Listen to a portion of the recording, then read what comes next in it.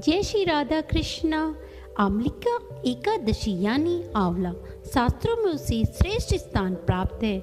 जैसे नदियों में गंगा नदी, देवों में भगवान विष्णु जी ने जब सृष्टि की रचना की तो ब्रह्मा जी को जन्म दिया, उसी समय उन्होंने आंवले के वृक्ष को भी जन्म दिया। आंवले को भगवान विष्णु ने आदि वृक्ष के रूप में प्रतिष्ठित किया। इसके हर अंग में ईश्वर का स्थान माना गया है। भगवान विष्णु ने कहा, जो प्राणी स्वर्ग और मोक्ष की प्राप्ति की कामना रखते हैं उन्हें फागुन मास के शुक्ल पक्ष में पड़ने वाली एकादशी यानी आमलिका एकादशी का व्रत करना अत्यंत ही पुण्यदायक माना जाता है। आंवले के हर हिस्से में भगवान का वास माना जाता है।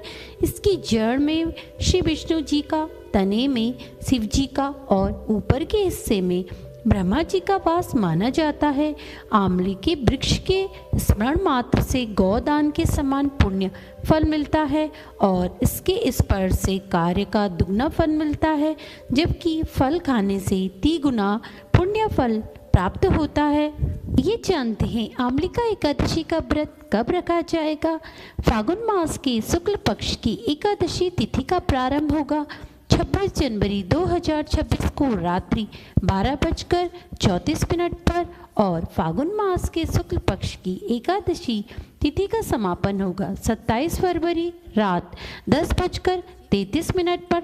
शास्त्रों के अनुसार उदय काल में एकादशी तिथि होने पर एकादशी व्रत करना सर्वोत्तम माना गया है। एकादशी तिथि 27 फरवरी को सूर्योदय व्यापनी रहेगी, इसलिए 27 फरवरी को ही आमलिका एकादशी का व्रत रखना उचित माना गया है। आमलिका एकादशी के दिन से ही काशी में होली की शुरुआत हो जाती है। उदय तिथि की मान्यता होने के कारण आमलिका एकादशी का व्रत 27 फरवरी दिन शुक्रवार को रखा जाएगा और व्रत का पारण 28 फरवरी 2026 को प्रातः 6:47 से लेकर 9:06 के मध्य में किया जाएगा। इसी दिन द्वादशी तिथि है। पूजा का मुहूर्त सुबह 7:15 से लेकर सुबह 9:53 तक रहेगा। व्रत के दौरान हमें कुछ बातों का विशेष ध्यान रखना चाहिए। एकादशी के दिन चावल, दाल, मांस, शराब का सेवन ना करें।